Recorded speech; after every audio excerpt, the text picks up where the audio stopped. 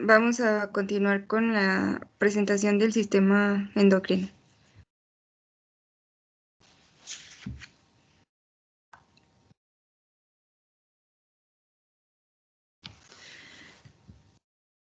Como sabemos, las glándulas suprarrenales van a estar formadas por la corteza y la médula, que van a diferir en desarrollo, estructura y su función. La corteza se va a componer de 3 zonas con células diferentes. En primer lugar está la zona glomerular, que va a producir mineralocorticoides.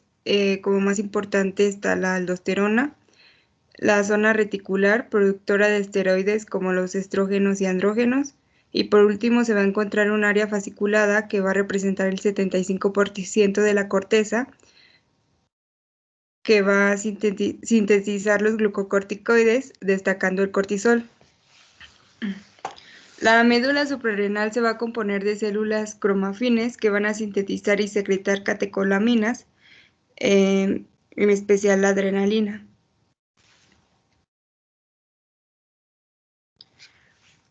Hiperfusión corticosuprarrenal. Los 3 síndromes de hipersuprarrenalismo diferenciados por producción anómala de hormonas en capas de la corteza.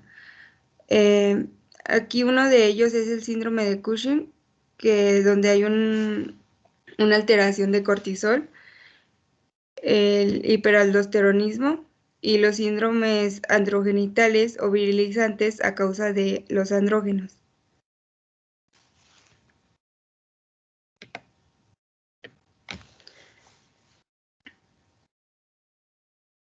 El síndrome de Cushing va a ser causado por la elevación de concentraciones de los glucocorticoides. Este síndrome se va a poder dividir en exógeno, que va a ser la forma más frecuente a consecuencia de administrar glucocorticoides, y por otro lado el síndrome de Cushing endógeno, donde sus causas más frecuentes van a ser, en primer lugar, las enfermedades primarias del eje hipotálamo hipoficiario, que van a estar asociadas a hipersecreción de adrenocorticotrópica, la secreción de ACTH ectópica por neoplasias no hipoficiarias, y por último las neoplasias corticosuprarrenales primarias, que puede ser un adenoma o un carcinoma, y más raramente la hiperplasia cortical primaria.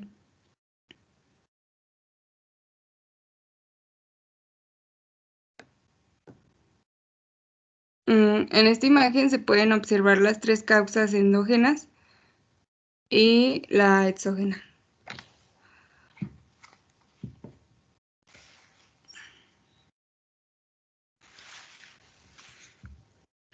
En la enfermedad primaria del eje hipotálamo hipoficiario van a corresponder al 70% de los casos del síndrome endógeno espontáneo. Su prevalencia va a ser 4 veces mayor en mujeres y se va a presentar en la edad de 20 a 30 años. La hipófisis va a tener un microadenoma que va a producir ACTH sin efecto de masa en el cerebro, y algunos tumores corticotropos son macroadenomas. La hiperplasia puede ser primaria o secundaria a causa de la elevación de ACTH, y los pacientes con esta enfermedad van a mostrar glándulas suprarrenales con hiperplasia nodular, cortical bilateral, y va a ser secundaria a las altas concentraciones de ACTH, donde se va a producir el hipercortisolismo. La secreción de ACTH ectópica por tumores no hipoficiarios. Esta va a ser la causante del 10% de los casos de este síndrome, y en la mayoría de los casos la causa es un carcinoma microcítico de pulmón. Aquí va a pasar lo mismo con las glándulas, al igual que en la variante hipoficiaria, aunque por la degradación del paciente es menor el tamaño de sus glándulas.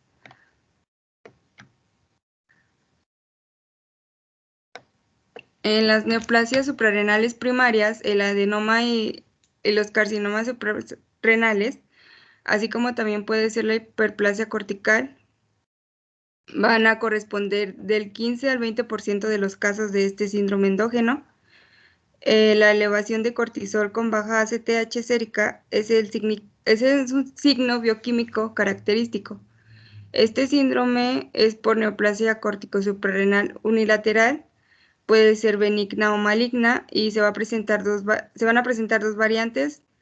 Por una parte van a estar los macronódulos del tamaño variable y por otra los micronódulos.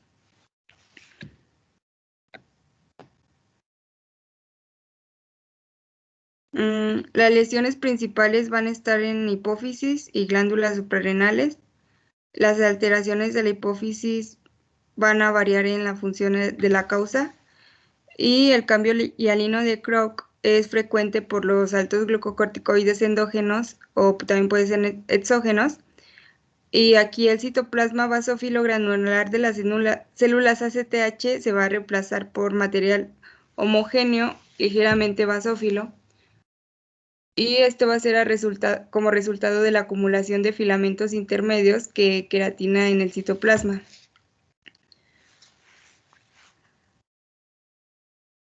Aquí habrá cambios morfológicos de las glándulas a causa del hipercortisolismo, que van a consistir en la atrofia cortical, la hiperplasia difusa, hiperplasia macronodular o micronodular y por un adenoma o un carcinoma.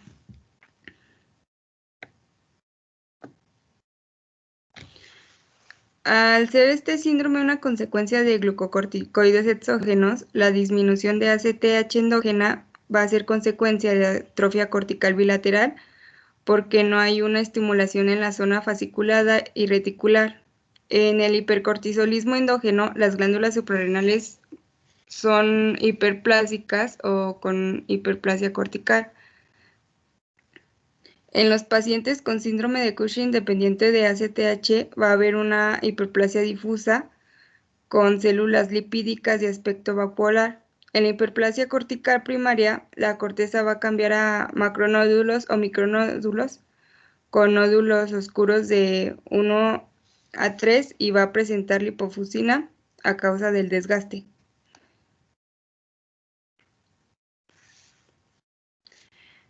Los adenomas o carcinomas de la corteza suprarrenal no van a diferir a neoplasias suprarrenales no funcionales y se van a presentar con mayor frecuencia en mujeres de 30 a 50 años. Los adenomas corticosuprarrenales se van a ver como tumores amarillos encapsulados que van a pesar menos de 30 gramos y al microscopio vamos a poder observar células parecidas a las de la zona fasciculada. En los carcinomas van a ser más grandes que los adenomas y estos no son encapsulados y van a pesar de 200 a 300 gramos y sus características son anaplásicas del cáncer.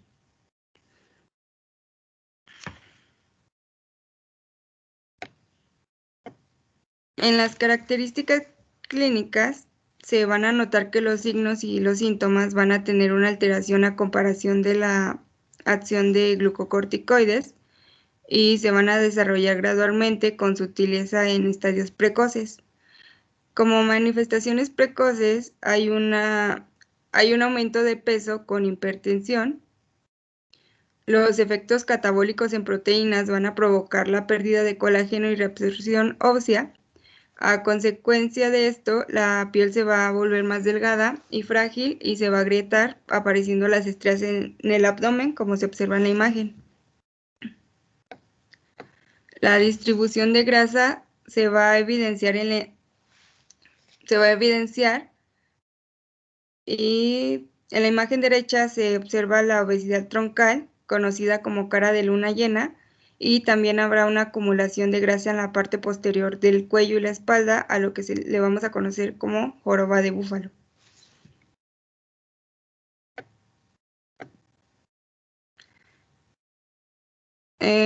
Los altos niveles de cortisol van a provocar la atrofia de miofibrillas contráctiles rápidas que van a reducir la masa muscular y van a causar debilidad de las extremidades proximales.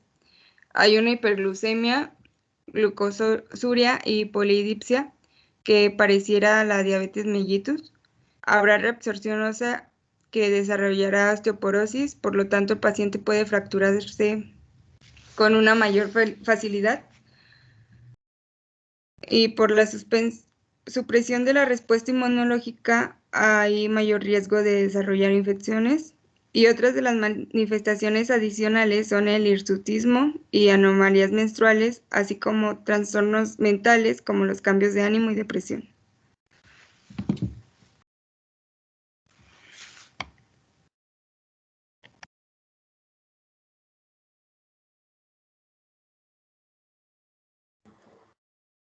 Bueno, continuamos con la insuficiencia suprarrenal.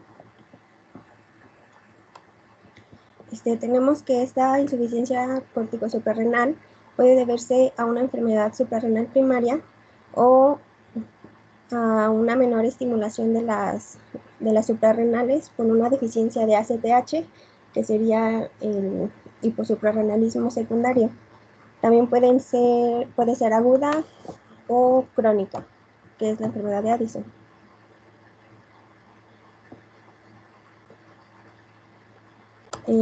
La insuficiencia córtico-suprarrenal aguda se produce en mayor frecuencia en situaciones clínicas, como lo es la supresión brusca de un tratamiento con corticoides prolongado. Esta depresión rápida de corticoides o un incremento insuficiente de la dosis en respuesta a un estrés agudo puede precipitar una crisis suprarrenal. Esto debido a la incapacidad de las glándulas suprarrenales atróficas de producir hormonas glicocorticoides.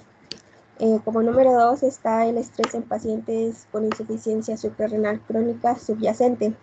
Bueno, estos pacientes pueden desarrollar una crisis aguda después de cualquier estrés que limite sus reservas fisiológicas. Y por último tenemos al síndrome de Waterhouse-Friderichsen. Este es un síndrome extremadamente grave y está asociado a una septicemia por Neisseria meningitidis, aunque también puede estar provocado por otros organismos. Puede aparecer a cualquier edad, pero es más frecuente en niños.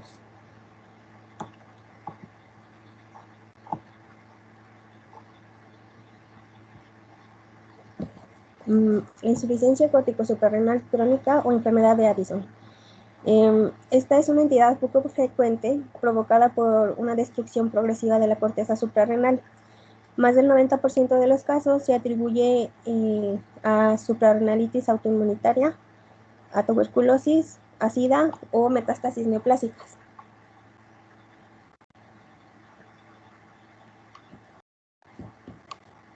Bueno, la suprarrenalitis autoinmunitaria, esta va a ser el responsable del 60 al 70% de los casos.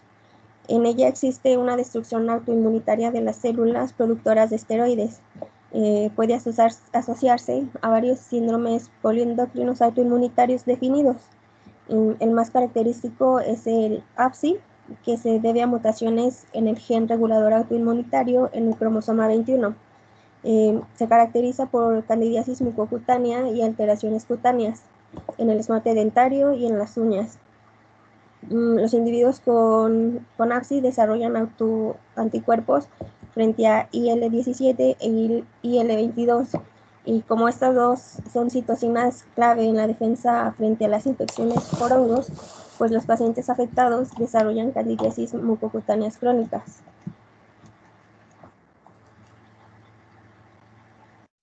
Y las infecciones. Las infecciones, en concreto tuberculosis y producidas por hongos, también pueden provocar una insuficiencia córtico-suprarrenal crónica primaria. Cuando se presenta la suprarrenalitis tuberculosa, se asocia generalmente a una infección activa en los pulmones y el aparato genitourinario. Entre los hongos, las infecciones diseminadas provocadas por Histoplasma capsulatum y Coccicoides imitis también pueden producir una insuficiencia córtico-suprarrenal crónica. Y en el caso de los pacientes con SIDA, bueno, ellos tienen un riesgo de desarrollar insuficiencia suprarrenal por diversas infecciones, como pueden ser citomegalovirus y Mycobacterium avium intracelulare, y por causas no infecciosas como el sarcoma de Kaposi.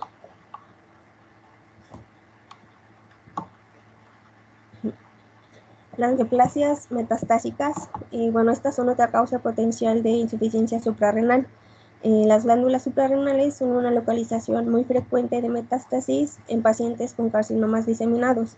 las cuales a veces destruyen suficiente cantidad de corteza suprarrenal como para producir cierto grado de insuficiencia suprarrenal. Y el origen más frecuente de estas metástasis son los carcinomas de pulmón y mama. Bueno, como características clínicas, generalmente las manifestaciones clínicas se van a hacer evidentes hasta que al menos el 90% de la corteza suprarrenal esté afectada. Entre las manifestaciones iniciales se encuentran debilidad progresiva y astenia fácil, que los pacientes pueden referir como quejas inespecíficas. Los trastornos digestivos también son frecuentes y entre ellos están la anorexia, náuseas, vómitos, pérdida de peso y diarrea. Hiperpigmentación secundaria de la piel y de las superficies mucosas. Esta debido a la estimulación de los melanocitos causada por el incremento de la concentración de la hormona precursora de ACTH, y las zonas más frecuentes son en las que se observa la hiperpigmentación son la cara, las axilas, los pezones, las areolas y el perineo. Y por último tenemos la reducción de la actividad de los mineralocorticoides en pacientes con insuficiencia suprarrenal primaria. Producen retención de potasio y pérdida de sodio. Esto va a conducir a hiperpotasemia, hiponatremia, depresión de volumen e hipotensión. Y en ocasiones puede producirse hipoglucemia como resultado del déficit de glucocorticoides y de la alteración de la glucogenia. Esto es más frecuente en lactantes y en niños que en adultos.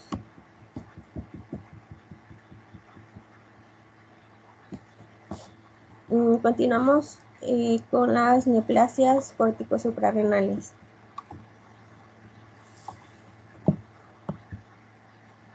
Bueno, las neoplasias suprarrenales funcionantes pueden ser responsables de cualquiera de las diversas formas de hipersuprarrenalismo, y los adenomas funcionantes se asocian con mayor frecuencia a hiperaldosteronismo y síndrome de Cushing. En cambio, los carcinomas son más habitualmente neoplasias virilizantes. La determinación de si una neoplasia cortical es funcionante o no está basado en la valoración clínica y en la medición de las hormonas y sus metabolitos en el laboratorio.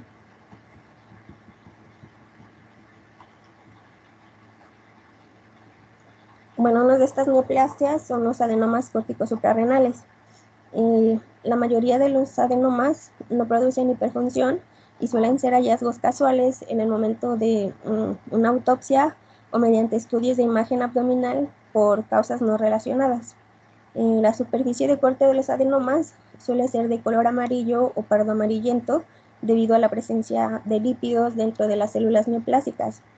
Son pequeños, con un diámetro medio de 1 a 2 centímetros, y microscópicamente están compuestos de células similares a la corteza suprarrenal normal. Y como sucede en otras neoplasias endocrinas, puede aparecer pleomorfismo en neoplasias benignas, por lo que esto no es un dato indicativo de malignidad. Y los carcinomas corticosuprarrenales. Estas son neoplasias poco frecuentes que pueden aparecer a cualquier edad, incluso en la infancia. Dos causas raras congénitas son los síndromes de Li-Fraumeni y Beckwith-Wiedemann, y en la mayoría de los casos son lesiones grandes, invasivas, que sobrepasan la glándula suprarrenal nativa. Al corte típicamente son lesiones abigarradas y mal delimitadas y contienen áreas de necrosis, hemorragia y cambios quísticos. Microscópicamente pueden estar compuestos por células bien diferenciadas, similares a las que se observan en los adenomas corticales, o células anómalas y pleomorfas. Los cánceres suprarrenales muestran una gran tendencia a invadir las venas suprarrenal y cava y los vasos linfáticos. La metástasis hacia los ganglios regionales y periaórticos son frecuentes, así como la diseminación hematógena a distancia hacia los pulmones u otras vísceras. La supervivencia mediana de los pacientes es de 2 años. Y bueno, por último, cabe destacar que los carcinomas metastásicos de la corteza suprarrenal son significativamente más habituales que el carcinoma cortico suprarrenal primario.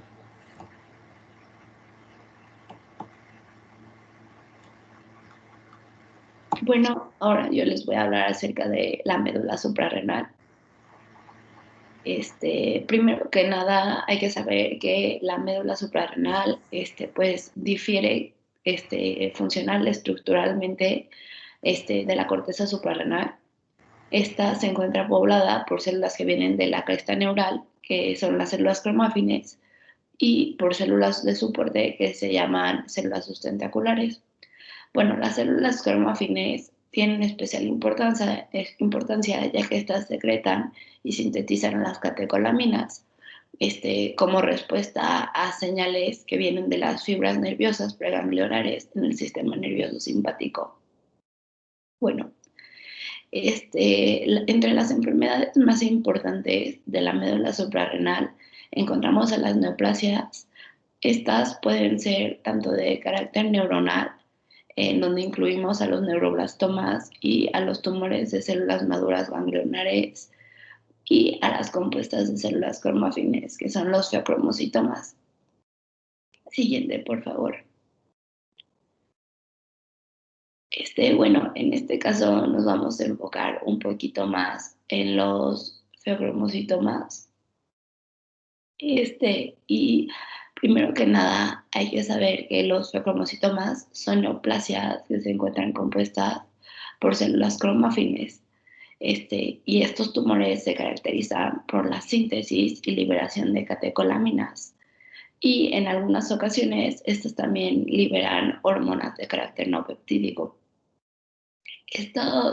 Los feocromocitomas son especialmente importantes, ya que estos dan lugar a una hipertensión que obviamente puede ser corregible de manera quirúrgica, ya que si se retira el tumor, pues en este caso pues ya no se va a presentar, ¿verdad? Siguiente, por favor. Bueno, los feocromocitomas siguen una regla llamada regla de los 10, que está compuesta por 4 preceptos principales, y estos son: la primera es que el 10% de los feocromocitomas son extrasuprarrenales. También el 10% de estos son bilaterales, aunque se ha comprobado que esta cifra se atribuye a síndromes familiares o pues síndromes hereditarios.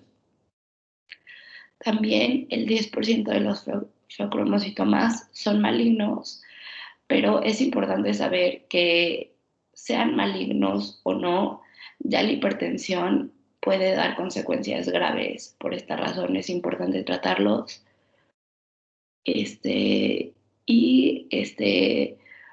Una de las reglas tradicionales que se ha modificado últimamente, bueno, se descubrió, es que la relacionada con casos familiares, es la relacionada con casos familiares, ya que en la actualidad podemos saber que hasta el 25% de las personas que tienen feocromocitomas son portadoras de una mutación de la línea germinal, o sea, sería en vez del 10%, el 25%, ¿no? Y bueno, ahora vamos a hablar un poquito de la morfología de los feocromocitomas, y estos pueden ser desde lesiones súper chiquitas a grandes masas que son hemorrágicas porque presentan vascularización y pueden pesar varios kilos. Los pequeños son lesiones que son súper bien definidas y amarillentas, y estas comprimen el tejido suprarrenal adyacente. Y ya las lesiones mayores usualmente son hemorrágicas, necróticas y quísticas, y habitualmente pues sobrepasan a la glándula suprarrenal.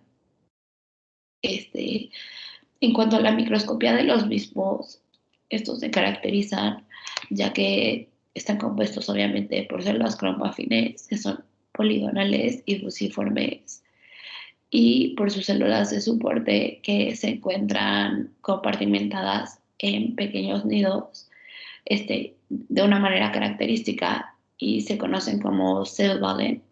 y tienen una rica red vascular. En cuanto a las manifestaciones clínicas, es importante mencionar que la manifestación característica de los feocromocitomas es la hipertensión, como ya se mencionó anteriormente, y usualmente se presenta como una aparición brusca, una elevación brusca y precipitada de la presión arterial que se asocia usualmente a taquicardia, palpitaciones, cefalea, sudoraciones y sensación de aprensión. Y pues ya para terminar con los feocromocitomas, es importante mencionar que el diagnóstico el diagnóstico definitivo se basa en la demostración de un incremento en la secreción de catecolaminas en la orina y de sus metabolitos. Y el tratamiento de los feocromocitomas benignos se trata de una extirpación quirúrgica y normalmente cuando se presenta para diagnosticar malignidad en los feocromocitomas, esto se basa principalmente en la presencia de metástasis y pues en este caso pues se tratarán las lesiones que se hayan presentado en diferentes focos. Y pues ya, eso es todo.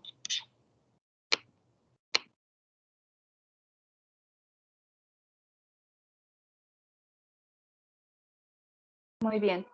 Con este tema, dudas o comentarios de todo lo que vimos en esta sección de patología endocrina.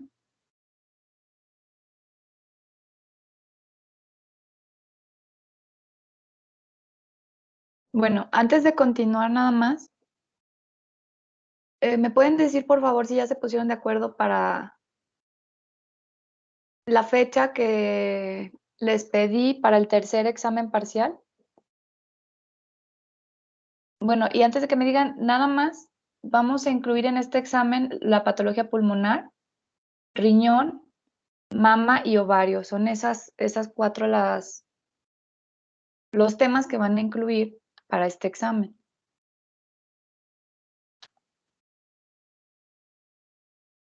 Sí, doctora, sería para el 26, de favor.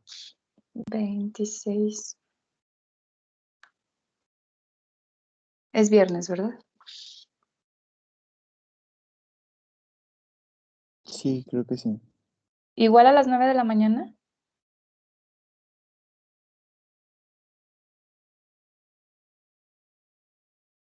Ah, igual si me regala unos minutos para corroborar la hora. Sí.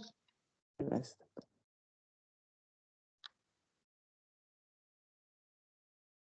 Y también si podemos ya dejar definido la fecha de el examen final, que el examen final, como hemos dicho, está programado para el 29 de noviembre al 10 de diciembre. Son las fechas para presentar los exámenes finales.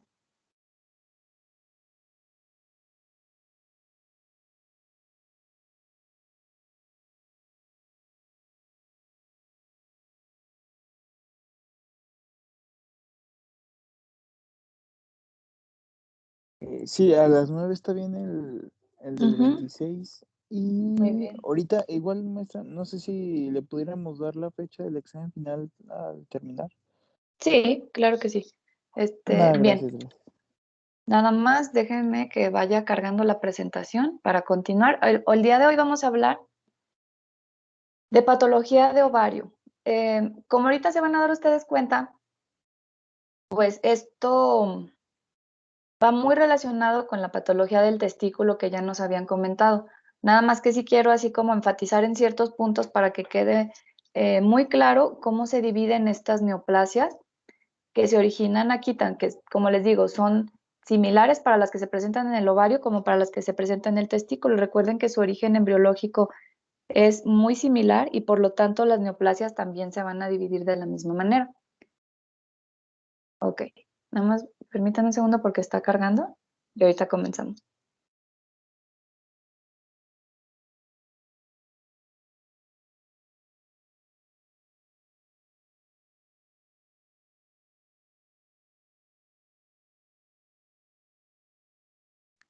Y también otra cosa, ya dejé también en la parte de archivos de Teams una carpetita que dice tareas 3 o algo así le puse, donde viene los puntos que se van a considerar para presentar las últimas tareas del semestre. Como les digo, son esos 3 temas nada más. Y en el último apartado incluye tanto la patología de ovario como la patología de glándula mamaria, que es la que vamos a hablar el día de mañana. Entonces, también para que ya vayan avanzando en sus tareas. Y voy a abrir el aula virtual. Como me dicen que para el viernes 26 va a quedar el examen, entonces el aula virtual la voy a hacer el miércoles 24, igual como lo hemos estado manejando a las 12 de la noche, para que alcancen por favor a cargar sus trabajos. Tienen hasta el miércoles 24 y voy a tratar de ya abrir, a más tardar mañana, para que ya puedan empezar a cargar estos trabajos.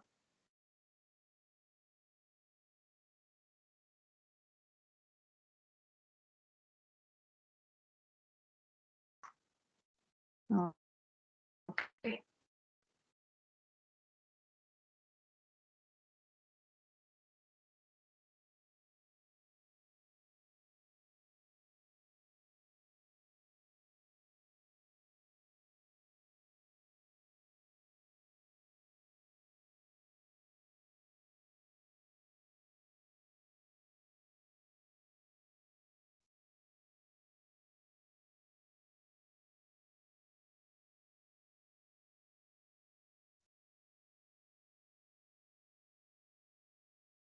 Creo que ya se ve, si me pueden decir.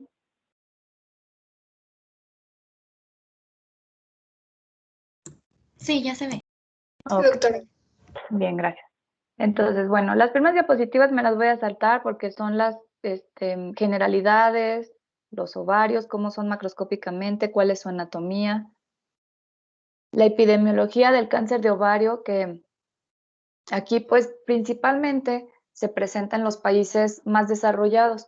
Sin embargo, es importante mencionarlo aquí pues para en nuestro medio, porque a pesar de que no es la neoplasia más frecuente, aquí en México la neoplasia más frecuente es el cáncer de mama. Sin embargo, cuando ya se detecta se presenta en etapas ya más avanzadas. Entonces, a pesar de que no es tan frecuente, todavía como que no hay pesquisas importantes para detectar el cáncer de ovario y por lo tanto cuando ya se detecta usualmente tiende a ser en etapas avanzadas donde ya hay diseminación al menos en la cavidad abdominal o también ya puede haber diseminación a sitios más alejados como ya saben ustedes que se refiere a las metástasis. Entonces es importante también hablar de esta neoplasia. Ok, factores de riesgo. Sabemos que factores de riesgo que están relacionados con esta neoplasia son nulleparidad, historia familiar, mutaciones hereditarias, y se ha hablado de ciertos factores protectores como lo son la multiparidad y el uso de anticonceptivos orales. Pero recuerden que ya esto lo habíamos comentado anteriormente cuando dijimos, los factores genéticos, las mutaciones que se presenten van a ser siempre lo más importante para determinar si va a existir o no una neoplasia maligna. Entonces aquí en la patología de ovario vamos a ver que estos dos genes, las mutaciones en estos dos genes, BRCA1 y BRCA2, van a aumentar la susceptibilidad al cáncer de ovario. ¿En quién se va a presentar más frecuentemente? En aquellas mujeres que sean portadoras de la mutación y se presenta alrededor de los 70 años. Ahora, acuérdense que estas mutaciones también están asociadas a otro tipo de neoplasias malignas como es el cáncer de mama. Entonces, una persona que tenga un familiar que ya esté el antecedente de este tipo de mutaciones, es indispensable que se realicen tanto el estudio genético como una pesquisa para determinar si existe aún cáncer de ovario o todavía no. Entonces aquí acuérdense, sí existen factores de riesgo y factores protectores, sin embargo, lo más importante va a ser siempre la presencia o no de mutaciones genéticas. Las características clínicas, esto es lo que les comentaba, la mayoría de las pacientes van a ser asintomáticas. ¿Cuándo van a empezar las manifestaciones clínicas? Cuando el tumor ya es muy grande o tiene metástasis. Entonces, estas manifestaciones clínicas van a ser dolor, distensión abdominal o alteraciones en el tracto urinario gastrointestinal, pero que son secundarios a la compresión por una lesión de gran tamaño. Hemorragia vaginal, que ya sería como un caso pues más aparatoso de una lesión de gran tamaño, pero lo más frecuente, como se van a encontrar, es cuando se hace una exploración quirúrgica que puede ser por alguna otra causa totalmente que no tenga nada que ver con el tumor y que se realiza de manera inesperada este hallazgo. Bueno, acuérdense que les había comentado ya en todos los temas de las neoplasias malignas que hemos visto que todos estos se rigen por la clasificación de la OMS. Entonces, la clasificación de la OMS divide a los tumores de ovario en estos 3 grupos, dependiendo de si se originan del epitelio celómico superficial, de las células germinales o del estroma ovárico. Entonces, aquí les voy a poner un esquemita para que recuerden, que les quede así como un poquito más claro de dónde vienen estos tumores. Siempre me gusta poner el ejemplo como si estuviéramos, cortáramos el ovario y como si se tratara de una naranja. La partimos a la mitad, la cáscara de la naranja, o en este caso la cáscara del ovario, va a corresponder a las células del epitelio superficial. Entonces esto es lo que rodea al ovario, su cascarita, es el epitelio superficial. Aquí, de estas celulitas que están rodeando el ovario pueden originarse lesiones malignas. Entonces, por otro lado, tenemos a la semillita, que corresponde a la célula germinal. Esta semillita que sería pues lo que conforma tanto al óvulo, al cuerpo lúteo, a las células foliculares, todo lo que compone un óvulo, todo lo que va a conformar esta estructura, corresponde a las células germinales y de aquí, de esta semillita, también pueden presentarse lesiones malignas. Otro sitio donde se pueden originar son el estroma. ¿El estroma qué es? Acuérdense que el estroma es el sostén que le da a estas semillitas. Entonces, esta parte que corresponde a los cordones sexuales y al estroma va a ser el otro componente donde se pueden originar neoplasias. Entonces, tenemos pues la cascarita, la semillita y los gajitos que le dan sostén a la naranja. Entonces, esas 3 zonas son donde se pueden originar las neoplasias malignas. Y como vamos a ir viendo poco a poco, se van a dar cuenta que cada una de estas localizaciones va a tener una distribución distinta y también características tanto clínicas como morfológicas diferentes. Y el último grupo pues correspondería a las metástasis a ovarios, es decir, neoplasias que se originan en otro sitio y que van a dar a un ovario dando lugar a una metástasis. Entonces también son importantes porque luego se tiene que buscar cuál es el origen primario de esa lesión. Ok, entonces en nuestra naranja que tenemos aquí, si se fijan, el 65 a 75% de las lesiones van a originarse a partir de la cascarita, de las células del epitelio superficial. La mayoría de las lesiones de ovario, por lo tanto, van a partir de aquí. Casi todos los tumores van a originarse en este sitio, en la superficie externa del ovario. Y ya pues las lesiones restantes pues van a tener un menor porcentaje, pero sin embargo también existen y es necesario conocerlas. Vamos a iniciar entonces con las más frecuentes, que son las células, los tumores, perdón, del epitelio superficial. Aquí vamos a tener 3 características. ¿Cuál es el tipo de la célula? ¿Cuál es su patrón de crecimiento? Y si invade o hay atipia celular. ¿Para qué es importante conocer estos parámetros? Pues para determinar si hay malignidad, si hay benignidad o si son lesiones intermedias. Fíjense, estos tumores del epitelio superficial, estamos hablando nada más de las lesiones que se originan en la parte superficial o en la cascarita, como les decía, son tumores serosos, mucinosos, endometrioides de células claras, es decir, todas estas 9 clasificaciones que tenemos aquí, o más bien 9 subdivisiones, van a originarse a partir del epitelio superficial. ¿A qué se refiere a esto? Al tipo de célula. Por eso les ponía en la imagen pasada cuáles son las maneras en las que se van a clasificar estas lesiones. Entonces aquí estamos hablando del tipo de célula que origina a estas neoplasias del epitelio superficial. Ahora, de todos estos que vienen aquí en la tablita, las más frecuentes de todas van a ser los tumores serosos. Entonces recuerden, ya les dije que las más frecuentes son las que se originan en el epitelio superficial y de estas, los tumores serosos son los más frecuentes.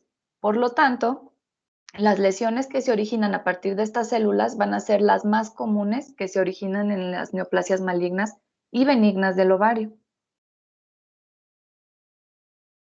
Los tumores serosos representan el 25% de estas lesiones, de todo el grupo que les acabo de comentar.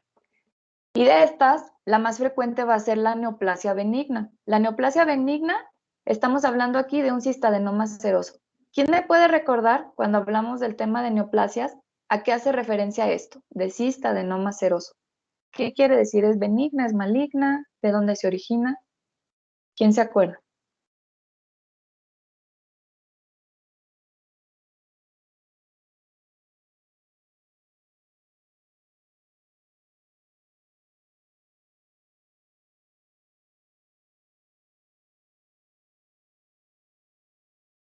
A ver, ¿quién recuerda? Esto lo vimos en el tema de neoplasias. Dijimos que la terminación oma, ¿a qué se refiere? ¿Habla de benignidad o de malignidad? No, es que es benigno y es un patrón glandular. Ajá, exacto. Y además, al principio dice cyst, que en inglés, ¿qué quiere decir? Cyst,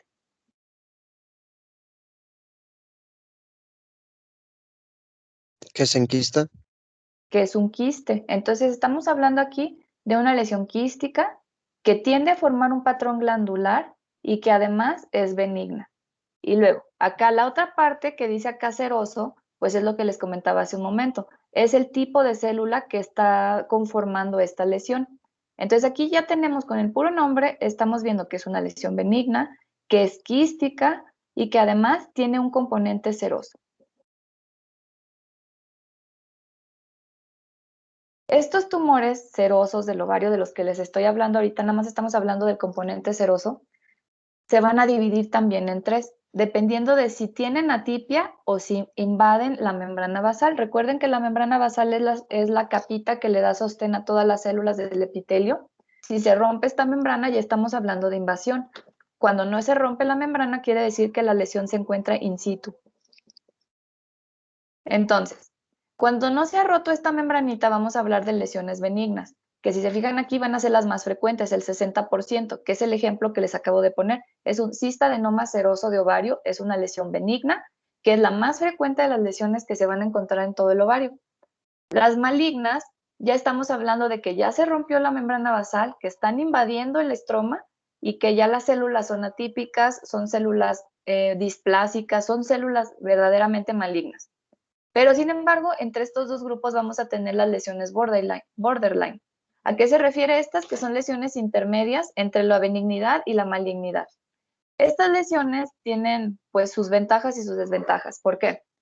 Porque las lesiones no vamos a saber cuál es el comportamiento de este tipo de lesión. No sabemos si van a comportarse de manera benigna o si van a tender a metastatizar. Entonces, estas tienen este comportamiento incierto, que no sabemos cómo se van a comportar y por lo tanto no podemos decir que son benignas o que son malignas y se quedan en este grupo intermedio donde les vamos a llamar borderline o limítrofes. Ok. Los tumores mucinosos son otro de los grupos que también están dentro de los del epitelio superficial y se van a dividir de la misma manera en malignos, en borderline y en benignos, dependiendo de las mismas características que les acabo de mencionar hace un momento. Estos tumores mucinosos corresponden a un 15% de las lesiones del epitelio superficial y entonces también existen, pero no son tan frecuentes. Ahora, les voy a poner unos ejemplos que pues ahora sí que de la vida real, donde tenemos, es una mujer de 48 años de edad, se envía el anexo derecho, impresión diagnóstica, clínicamente lo manejan como un quiste complejo de anexo derecho, así nada más. Sin datos clínicos, sin marcadores tumorales, no sabemos más de este caso más que eso, que es una lesión de anexo derecho. Así era este tumor, es un tumor grande, si se fijan mide 25 centímetros, 25 por 15 por 11 centímetros, entonces es una lesión muy grande dependiente del ovario derecho. Su superficie externa es lisa y esto pues es bueno porque quiere decir que no está rompiendo la superficie, que no se sale el tumor del ovario. Esta es la superficie de corte. En su interior se trata de una lesión quística, es una lesión quística pero tiene estas zonas de aspecto mucinoso. aquí donde se ve la flechita, estas zonas mucinosas, y todo lo demás, pues no tiene ninguna, ni papilas, ni áreas sólidas, ni nada. La microscopía es así, aquí vemos que hay mucha mucina, todo esto que se ve así donde está la estrellita azul, es una zona donde todo eso, ese material eosinófilo acelular corresponde a mucina. Entonces, ya con lo que les he dicho, ¿qué será esto? Si aquí hay mucina, es una lesión quística, ¿qué será esto? Estamos hablando de lesiones del epitelio superficial.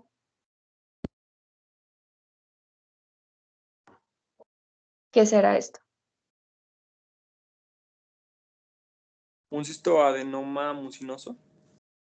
Bien, ajá. Entonces, exacto, o sea, eso es a lo que quería llegar. Ya dijimos que la lesión es quística, entonces estamos hablando de un cistadenoma. Y luego ya vemos que el componente es mucinoso, pues entonces aquí vamos a darle esta denominación también. Bien. Aquí tiene estas celulitas, que son unas células que si se fijan tienen forma como de copita. Estas células acá tiene la base, que es el triangulito que se ve como en la parte inferior, y parecen una copa. Entonces, por eso reciben el nombre de células caliciformes. ¿Dónde vemos las células caliciformes? ¿En qué órgano las vemos normalmente? ¿En qué tejido? ¿Dónde viven las células caliciformes? Porque en el ovario no, o sea, no es su localización usual. ¿Dónde se encuentran las células caliciformes?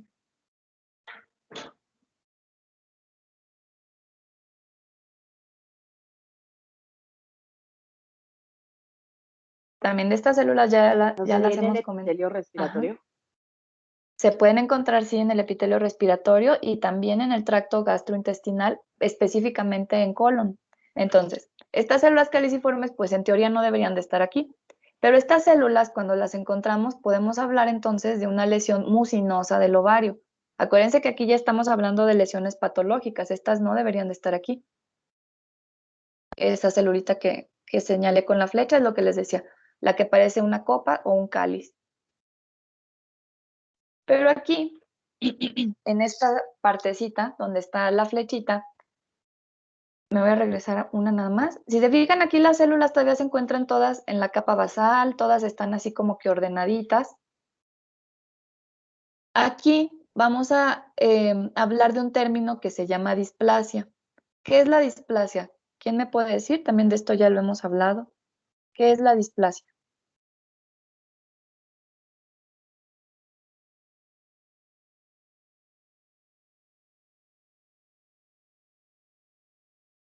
¿Cuándo decimos que las células tienen displasia o por qué? ¿Qué es la displasia? ¿Se acuerdan que les puse el ejemplo de una pared con ladrillos? Cuando hablamos de displasia, ¿a qué nos referimos?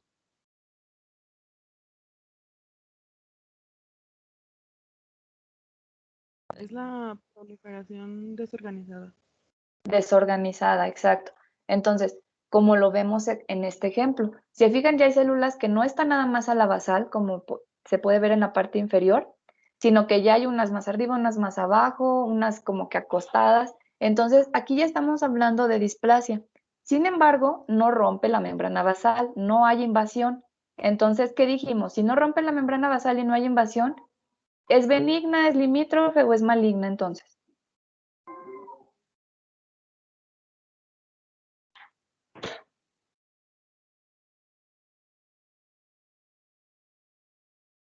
¿Qué será?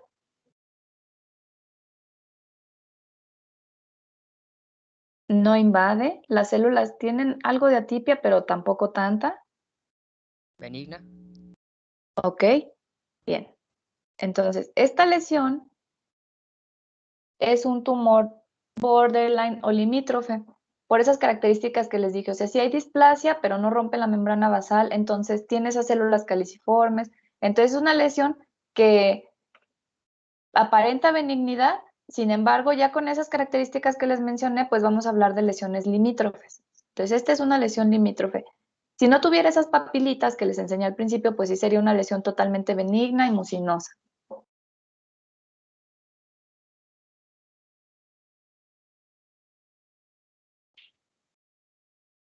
Bueno, aquí también seguimos en los tumores del epitelio superficial. Existen tumores endometroides que se originan aquí en el ovario, pero reciben este nombre, ¿por qué? Pues porque se parece a las células que se originan en un tumor del endometrio. Las lesiones son así, si se fijan ya son diferentes a las que les mostré antes. Tiene estas papilas, estas zonas sólidas, que ya, pues esto ya no se parece nada a un ovario normal. Entonces con esto ya podemos sospechar nosotros de malignidad. Microscópicamente forma estos patrones glandulares que recuerdan al endometrio y por eso este es un tumor endometrioide, originado en ovario. Entonces aquí les pongo esta tablita porque son las tres neoplasias más frecuentes, las tres neoplasias más frecuentes del epitelio superficial, acuérdense, estamos hablando únicamente, todavía estamos nada más en la cascarita del ovario. El seroso, que es el más frecuente, le sigue el endometrioide y por último el mucinoso. Y entonces aquí vemos como características clínicas que se pueden presentar o que se distinguen entre ambas, entre las tres.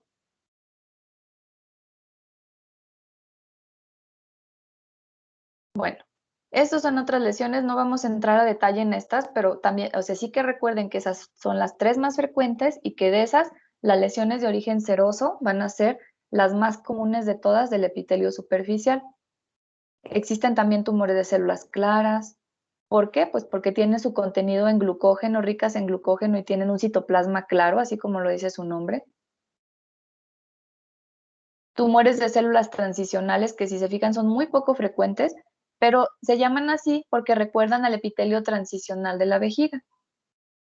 Esta es una imagen, la de la parte inferior, donde se ve el epitelio normal o transicional de la vejiga, y en la parte superior vemos un tumor de células transicionales del ovario. Entonces reciben nombre porque se parece al epitelio transicional o urotelial.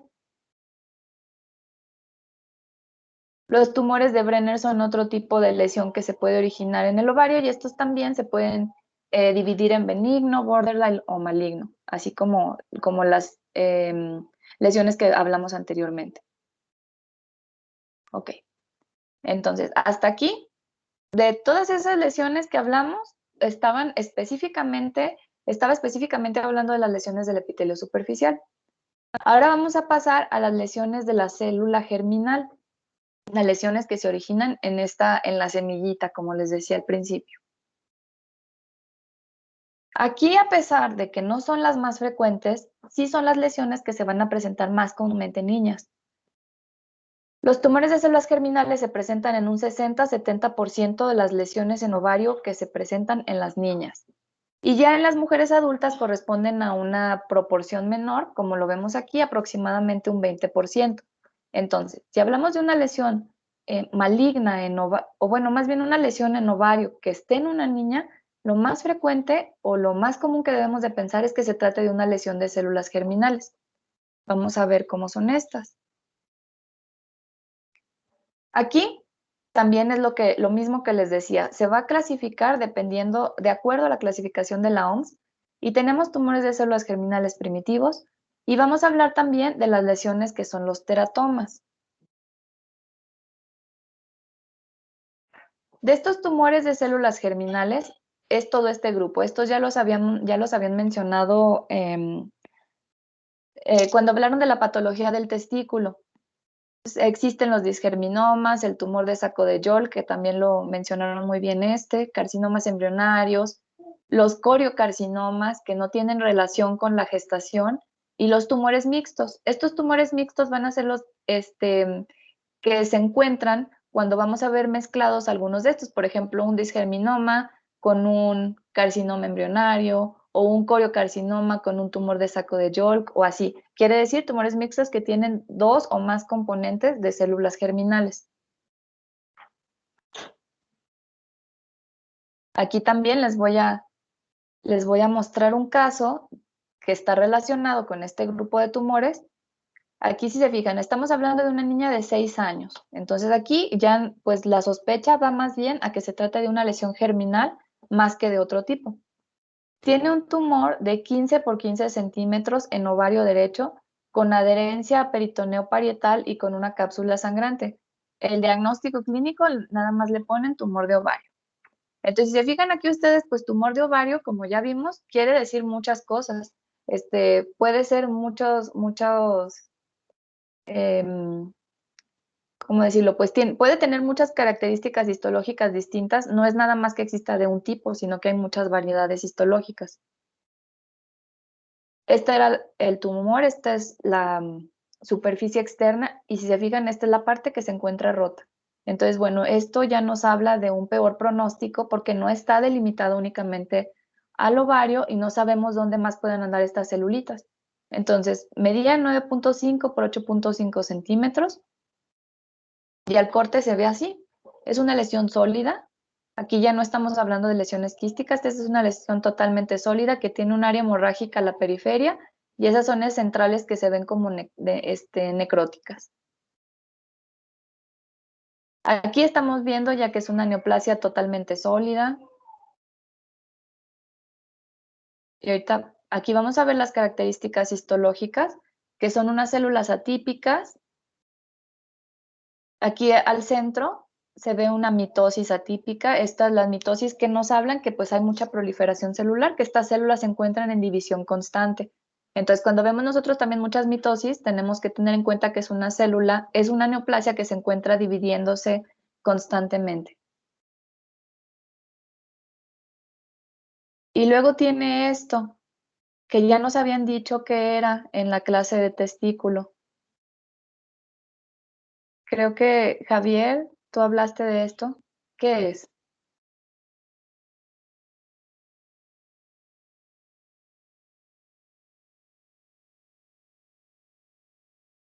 Que tiene un vaso central, tiene unas células atípicas a su alrededor. ¿Es un cuerpo de qué?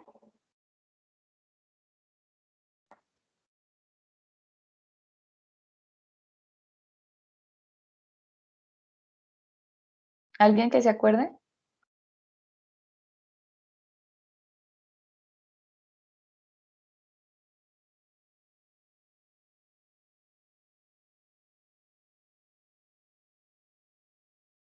Es un cuerpo de Schiller-Duval.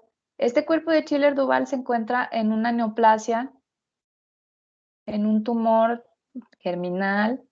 ¿Cuál será? Dijimos que hay disgerminomas, hay carcinomas embrionarios, coriocarcinomas, tumores de senos endodérmicos o de saco de Yolk. ¿En cuál de estos se encontraba esta formación?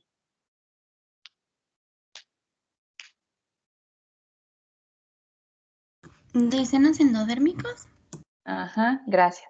Bien, entonces, esta característica histológica, pues la vamos a encontrar precisamente en un tumor de senos endodérmicos o de saco de Yolk. Cuando vemos esos cuerpos de Schiller-Duval, ya podemos dar un diagnóstico de tumor de saco de Yolk. Entonces, esta es una neoplasia, recuerden, de células germinales. Este es un tumor puro, donde nada más vemos un componente histológico. Si viéramos ya mezcladito, como les decía hace un momento, pues hablaríamos de tumor mixto y pues tenemos que decir, por ejemplo, 90% saco de Yolk y 10% carcinoma embrionario, porque también de esto depende el pronóstico de las lesiones. ¿En quién se presenta esta lesión? Como les decía, son en mujeres jóvenes. Y aquí hay niveles elevados de alfa-fetoproteína, por eso son importantes los marcadores tumorales, porque al tener elevada esta alfa-fetoproteína, lo más probable es que se trate de un tumor de estos, de saco de Yolk. Por ejemplo, si estuviera elevada la gonadotrofina coriónica humana, ¿qué tumor de células germinales, de cuál tumor estaríamos hablando? Con mayor frecuencia. ¿O qué tumor forma, por ejemplo, citotrofoblasto y sincitiotrofoblasto?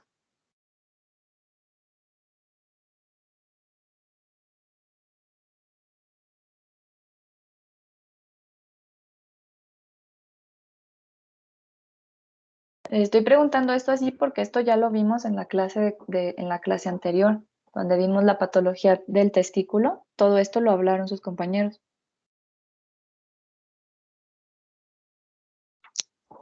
De cáncer de testículo sí se eleva la gonadotropina coriónica. Ajá, pero ¿cuál? ¿Cuál variante? ¿Cuál variante del cáncer testicular, también de todos los que mencionaron, en cuál se eleva?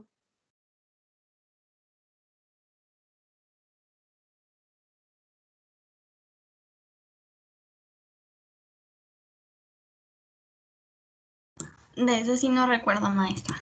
Ok, recuerden que es en el coriocarcinoma. El coriocarcinoma es una lesión que se puede presentar durante, o sea, en una mujer que se encuentra embarazada puede tener una lesión secundaria al embarazo, a molas hidatiformes, que se puede presentar, pero a nivel de la placenta, que es el coriocarcinoma. Sin embargo, el coriocarcinoma también se puede presentar tanto en testículo o en los ovarios. Y cuando se presenta una elevación de gonadotrofina coriónica y una lesión en los ovarios o en los testículos, entonces lo primero que tenemos que sospechar es de un coriocarcinoma. Bien, una de las, pues por decirlo de alguna manera, ventajas de este tipo de lesiones del tumor del saco de York que les estoy hablando ahorita, es que responden favorablemente a la quimioterapia. Entonces, con la remoción quirúrgica del tejido del tumor, más la quimioterapia, la sobrevida es buena en estos pacientes. A diferencia, por ejemplo, de las lesiones del epitelio superficial que estuvimos hablando anteriormente. Esas luego, si ya hay metástasis, la sobrevida sí va a ser menor. Ok. Esto es lo que les comentaba. Por eso son importantes los marcadores tumorales en el ovario, porque nos pueden hacer sospechar de cuál lesión se trate. Por ejemplo, la alfa-fetoproteína, como ya dijimos, está elevada en el tumor del saco de York. Fíjense en estos detalles para el examen, cuáles son los marcadores tumorales que se elevan más frecuentemente. El disgerminoma, por ejemplo, es sinónimo del seminoma. En el testículo se llama seminoma, que es la lesión más frecuente testicular, y en el ovario es el disgerminoma, pero son histológicamente iguales. Ok, también dentro de este mismo grupo de tumores de células germinales vamos a encontrar a los teratomas. Los teratomas van a presentarse dependiendo de qué componente de qué componente germinal se originen. Por ejemplo, si se origina del ectodermo, del mesodermo, del endodermo. El ectodermo, como ya saben ustedes, va a dar origen a las superficies externas y al sistema nervioso central. Entonces, ¿qué quiere decir? Que en este tipo de lesiones podemos ver componentes neurales o componentes que se originan, por ejemplo, en la piel, las glándulas sebáceas o todo lo que envuelve al desarrollo durante el desarrollo embrionario. El mesodermo que forma pues partes internas y el endodermo que forma, por ejemplo, los tubos neurales, etc. Entonces, dependiendo de cuántos componentes se conformen a partir de esto, le vamos a llamar bifásicos o trifásicos. Si tiene solamente un componente, por ejemplo, ectodermo y mesodermo, pues será un tumor bifásico. Si tiene de los tres, será un teratoma trifásico. Y monodérmicos, pues cuando nada más es una línea germinal la que está originando a los componentes del tumor. Estos teratomas se van a dividir también en maduros o inmaduros y pueden ser sólidos, quísticos o fetiformes. Vamos a verlo en... Los teratomas inmaduros van a tener un componente neural siempre, que se ve así. Esta nos la vamos a saltar. Y los teratomas maduros, como les decía, pueden ser sólidos, pueden ser quísticos o fetiformes, como lo vemos aquí, que pues sí parece como se tratara de un feto. Luego no sé si han escuchado que dice la gente que es que tenía un gemelo que se calcificó, no sé qué, pues en realidad es un teratoma, pero pues véanlo como si parece así como una estructura fetal. Entonces por eso reciben así el nombre de fetiforme.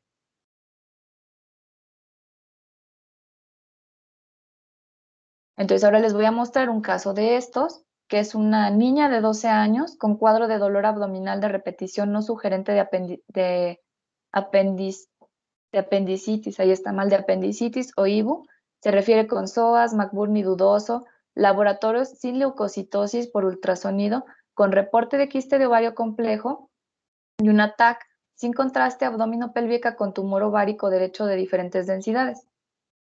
Esta es la imagen Macroscópicamente es una lesión de ovario que mide 10 centímetros de diámetro. Esta es su superficie externa.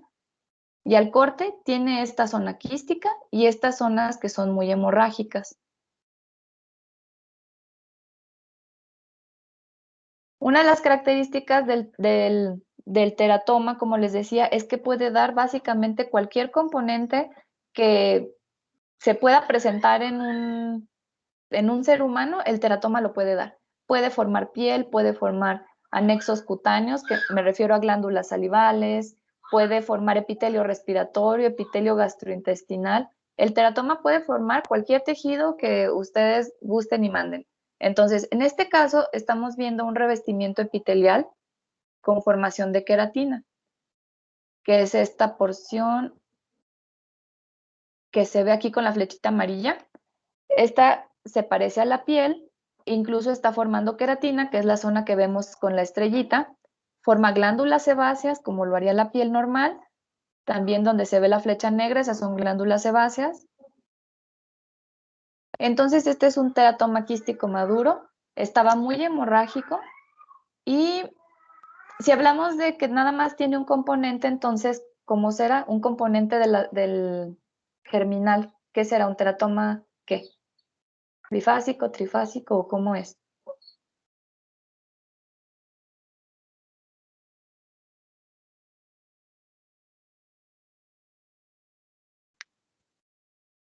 Monodérmico, ¿ok? Estos teratomas son masas de crecimiento lento, de tamaño variable. Los síntomas van a ser usualmente por compresión, como les decía, o cuando se tuerce un teratoma. Entonces ahí sí van a dar, se van a presentar como un abdomen agudo que es necesaria la intervención quirúrgica.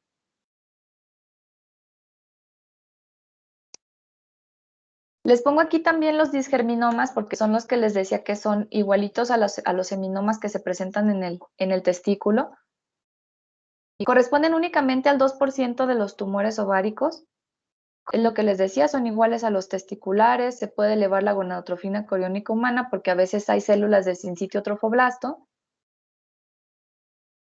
Y son así, son lesiones donde el componente maligno son las células que se ven como más claras y alrededor están rodeadas por muchos linfocitos.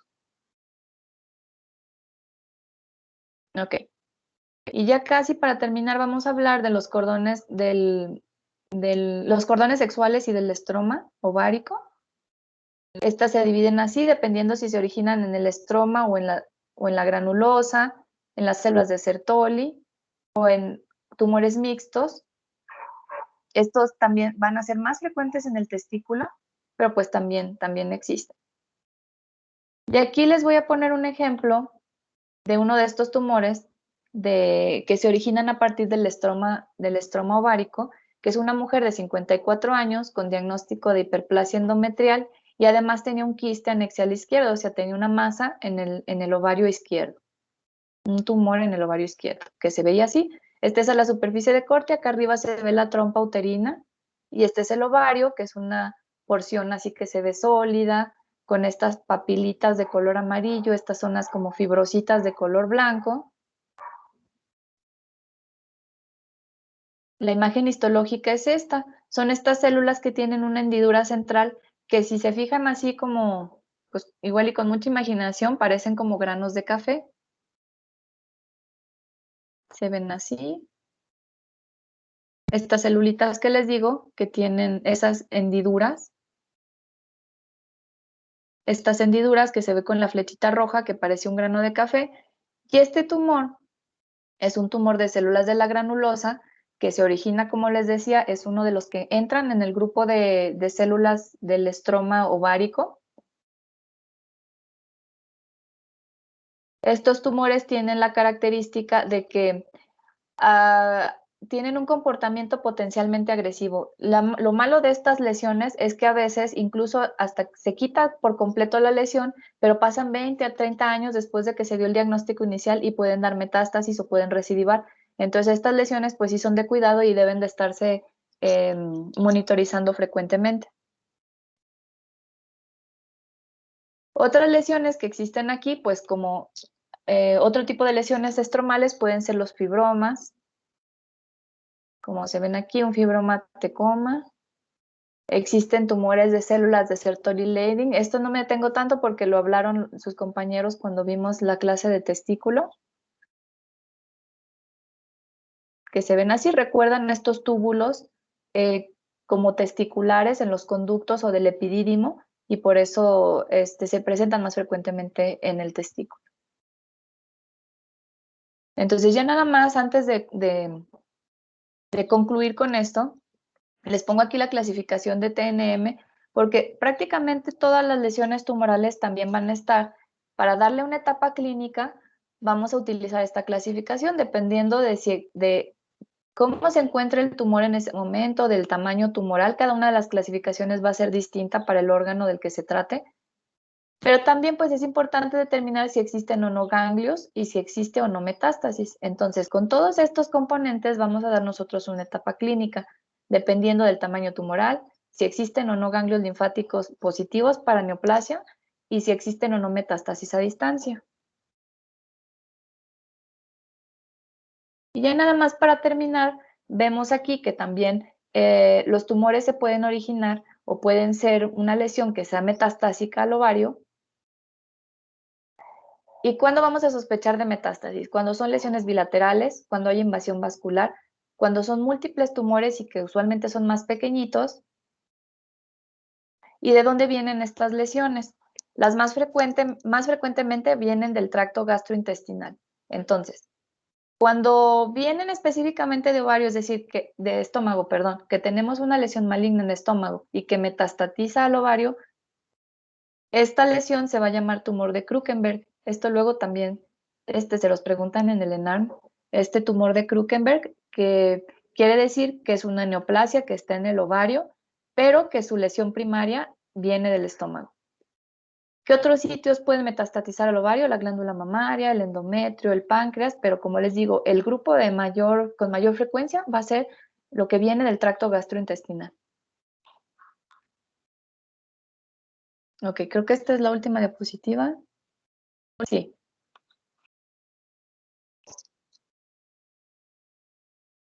Esta es la última diapositiva. ¿Tienen algún comentario? ¿Sí está más o menos claro? De todas maneras, tienen que volverlo a revisar para que se fijen en las clasificaciones y todo esto para su examen, pero no sé si les quede alguna duda de momento. Yo, maestra, Sí, en dime. el caso 1 no entendí si era benigno o maligno, es que se me fueron las características.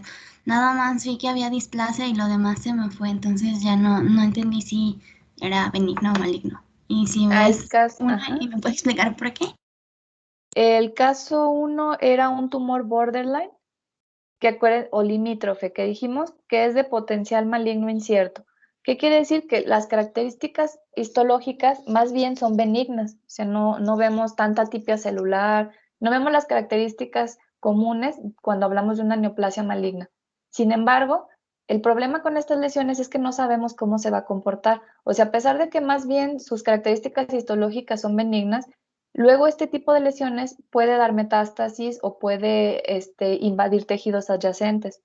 Entonces, estas lesiones se tienen que tratar así como, pues sí con moderación, no como si se tratara de una lesión maligna, porque luego cuando son lesiones malignas de ovario, además de que se quita el ovario, se quita el otro ovario, se quita ¿cómo se llama? El útero, y luego se quitan ganglios linfáticos y se quita un fragmento de piplón. Entonces, si se fijan, ya el tratamiento quirúrgico de este tipo de lesiones malignas es muy agresivo. O sea, estamos quitando, si es una mujer joven, imagínense lo que significa quitar el útero, quitar ambos ovarios, quitar un fragmento de piplón. Entonces, a lo que me refiero es eso, que estas lesiones limítrofes no se quita todo eso, pero sí se tiene que estar dando una vigilancia clínica constante porque no sabemos cómo se va a comportar. Entonces, por eso son así como de potencial incierto. No sabemos si va a ser benigna o si se va a comportar de manera maligna. Ah, ok. Gracias, maestra, ya entendí. Sí, de nada. Bien. ¿Alguien más que tenga alguna otra pregunta?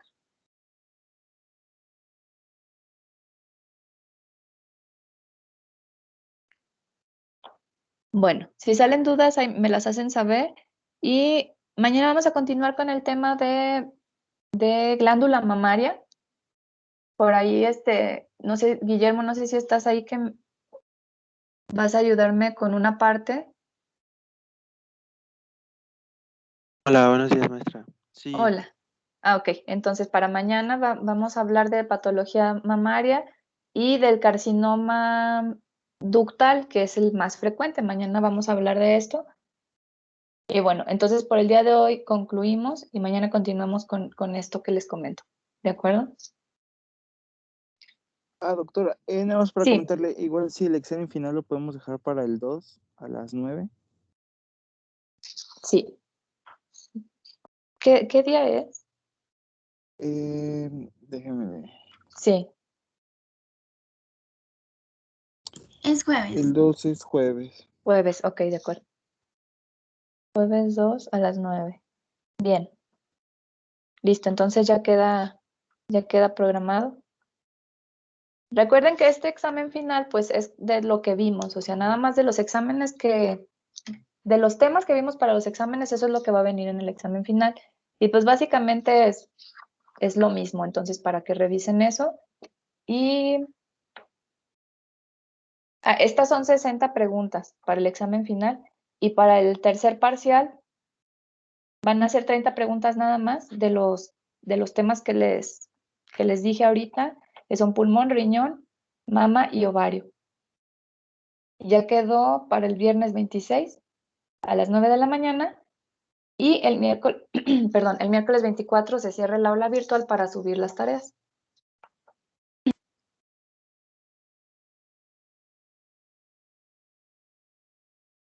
¿Sale? Maestra, sí solo son 3 tareas, ¿verdad? De los 3 temas. Son 3, ¿cómo no te escuché? Son 3 tareas las que tenemos que subir. Son 3 tareas. Ok, gracias. Sí, de nada. Ya está ahí también en esa parte de archivos que les digo en Teams, también ya está eso ahí cargado.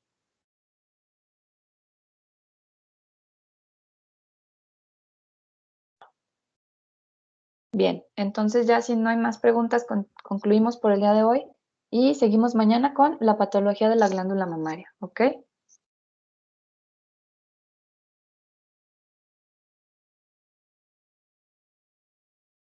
De acuerdo, entonces nos vemos Gracias, doctora. mañana. Gracias a ustedes, hasta mañana. Gracias, doctora. Gracias, doctora. Gracias, nos vemos.